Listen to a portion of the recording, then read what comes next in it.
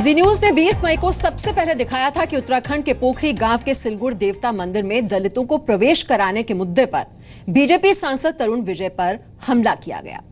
जी media संवाददाता पवन नारा पूरे विवाद का सच जानने के लिए जब उस गांव में पहुंचे तो विवाद का दूसरा पक्ष सामने आया।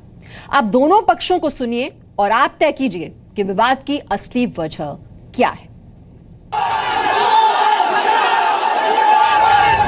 पोखरी गांव में बीजेपी सांसद तरुण विजय के काफिले पर पत्थर फेंकते लोगों का एक वीडियो 13 दिन पुराना है, लेकिन इस विवाद की बड़ी वजह क्या है? इस पर दोनों पक्ष का दावा अलग अलग है। बीजेपी सांसद तरुण विजय ने कहा कि वो सिलगुड़ देवता मंदिर में दलितों को प्रवेश कराने के इरादे से गए थे। मंदिर से लौटने के बाद नाराज लोगों ने पथराव कर दिया। उस दिन उन्होंने मंदिर में आने दिया, पर जैसे ही देखा कि हमारे साथ दलित लोग भी हैं और वे डोली को भी हाथ लगा रहे हैं, तो नारे लगाते हुए मंदिर के प्रांगण में पत्थर मारने शुरू कर दिए। उत्तराखंड की हरीश रावत सरकार को इस गंभीर मुद्दे में बीजेपी की दलित राजनीति दिखी। ये एंटीसिपेट किया जाना चाहिए था कि मंदिर में प्रवेश की अनुमति हो भी गई थी, तो उसके बावजूद जो है दो चीजें देखने की हैं। एक तो क्या जत्था लेकर के जाना, मंदिर में प्रवेश के लिए जत्था लेकर के जाना आवश्यक है, नंबर 1। नंबर 2, यदि जत्था लेकर के जा रहे थे तो उसके लिए पर्याप्त सुरक्षा व्यवस्था थी या नहीं थी, दोनों चीजें जरूरी है। दलितों के साथ उज्जैन सिंहस्थ में डुबकी लगाने से लेकर बनारस में दलितों के साथ खाना खाने वाले बीजेपी के राष्ट्रीय अध्यक्ष अमित शाह भी इस मुद्दे पर आक्रामक रहे। हमारे सांसद महोदय ही लेकर गए थे दलितों को, अब उनको रोकने का प्रयास किया गया, वो दुर्भाग्यपूर्ण। मंदिर में दलित प्रवेश से जुड़े विवाद पर राजनीति शुरू हो गई, लेकिन इस विवाद का दूसरा पक्ष भी है। पोखरी गांव के लोग, जिनका दावा है कि उस दिन विवाद इसलिए नहीं हुआ कि दलितों ने मंदिर में एंट्री की थी, बल्कि विवाद बीजेपी सांसद तरुण विजय के साथ मौजूद बीएसपी के दलित नेता दौलत कुंवर की राजनीति से बढ़ा। सबसे पहला सवाल आपसे यही कि आखिर हुआ क्या था उस दिन? सर ऐसा तो कुछ नहीं हुआ था। उस दिन भंडारा था, भंडारे में सभी लोगों को जाने की इजाजत है। सभी लोग मंदिर में गए, नीचे से जो मोदी साहब जी आए थे सांसद जी, वो भी अंदर गए। कुछ ऐसा कुछ नहीं हुआ कि दलितों को जाने नहीं देते हैं, ये भी फालतू की बातें हैं सर।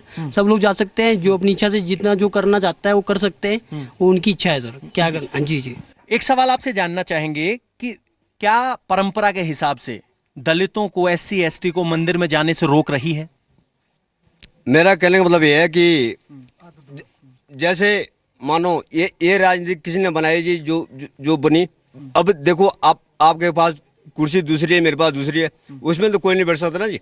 SDM है या DM है, तो SDM DM में कुर्सी में नहीं बैठ सकता, और पटवारी है उसको कुर्सी में नहीं बैठ सकता, नहीं है जी। तो देखो अधिकार तो अगर भगवान ने नहीं दे रखा तो ये सरकार भी इस चीज को बंद करे।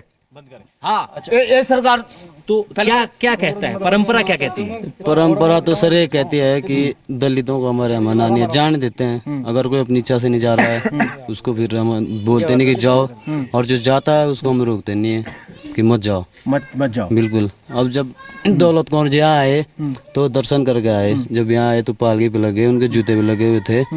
जो उसके बाद वहाँ गए, उन्होंने लोगों को अंगूठे दिखाए, नाराबाजी हुई। तो जब यहाँ से 100-200 मीटर दूर गए तब पथराव हुआ, तो हमें पता नहीं है सर, हम पीछे थे। ग्रामीण बता रहे हैं कि मंदिर में पहले से ही दलितों के प्रवेश की इजाजत है, तो अखबार के माध्यम से दलितों का मसीहा बनने का दावा नेताओं ने क्यों किया? दल बल के साथ आता है मंदिर में, और आगे भी सर यही है कि जो भी दल बल के साथ मंदिर प्रवेश करने की कोशिश कर रहे हैं उसे हम आज भी नहीं करने देंगे मंदिर प्रवेश। कोई अगर भगवान के पास अगर किसी की आस्था है तो उसको क्या ये पूछा जाता है कि भाई आप कौन है, क्या जात क्या है, उसका सर्टिफिकेट उसके बाद मंदिर में हर आदमी जाता है। लेकिन आगे भी अगर कोई दल बल के साथ आएगा तो हम उसे मंदिर में प्रवेश नहीं करने देंगे। आस्था या दलित के नाम पर राजनीति को जायज नहीं ठहराया जा सकता। हमारी कोशिश सिर्फ इतनी है कि देश के हर मंदिर का द्वार दलितों के लिए भी खुला रहे। पवन नारा, जी मीडिया, पोखरी गांव, उत्तराखंड। तो दलितों के बहाने इस देश में राजनीतिक रोटियां सेकी जाती रही और अब वक्त आ गया है कि वोट बैंक के तौर पर अब दलितों का इस्तेमाल बंद किया जाए।